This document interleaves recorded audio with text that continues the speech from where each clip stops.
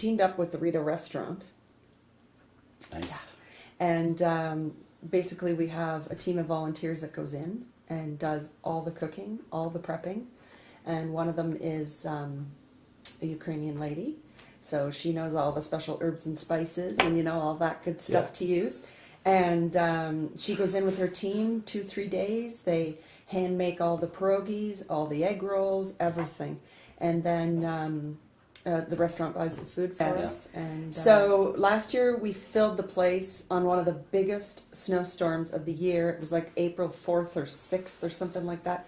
It was jam-packed. We had some walk-ins even that came. So there was, I mean, there was over 80 people that were there. Yeah. And they absolutely love the food. So we're going to do it again, but we're hoping to get about 150 people. So it's on Friday, February the 24th at the new Rideau Restaurant. And the doors open at 5. And where is the funds going to be used? From this particular dinner, the funds are going to go straight to our Ukraine program.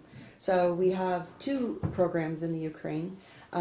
We have one called Hope House, and the other one is First Step. We had a lady that went down to Ukraine, and she saw that there were children living on the streets, eating out of garbages, and like literally living in the sewers.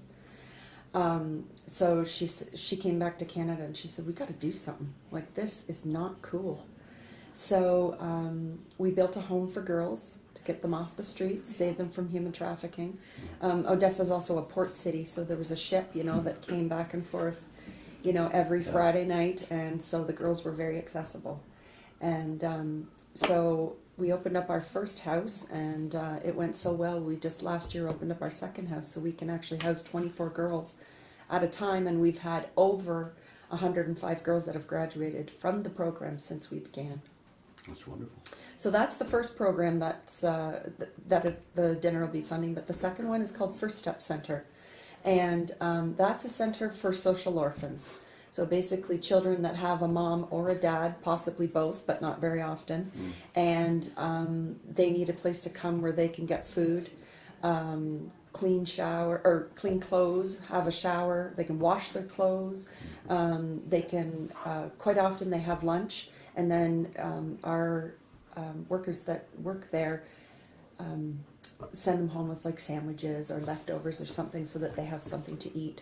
We actually have a young family that, or young family of children that have just started coming in the last few months, and there's 5 of them, and the oldest brings all the children with them, and the youngest one is 8 months old, and they have a mom who could care less about them. They have no idea who their dad is, no dad, and the mom actually came by one day to double check to make sure that that's where the kids were, and then she left again. Yeah. So it's a wonderful, wonderful program. We have girls from Hope House that have graduated that go back and volunteer their time at Hope House, and some of them work with the children at Hope House, or sorry, at First Step Center, like actually get paid, you know, to work there. Yeah. So, you know, everything's kind of working in a circle and coming around, and yeah. So it's a wonderful program. Are you working with local organizations, or is it just World Health going in? In Ukraine? In Ukraine.